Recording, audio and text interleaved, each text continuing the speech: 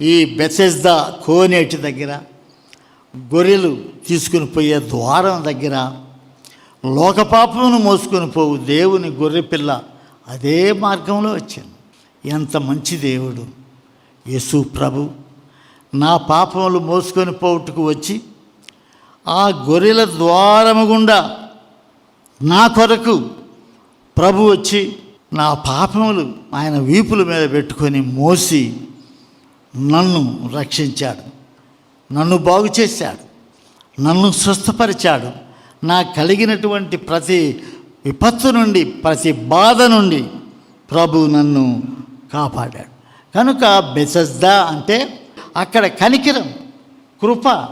ఎవరు వెళ్ళినా సరే, యవనస్తులు వెళ్ళినా, ఏ రోగం ఉన్నవాడు వెళ్ళినా, ఎటువంటి పరిస్థితుల్లో అక్కడికి వెళ్ళినా కనికరం దేవుడు చూపెడుతూ ఉంటాడు.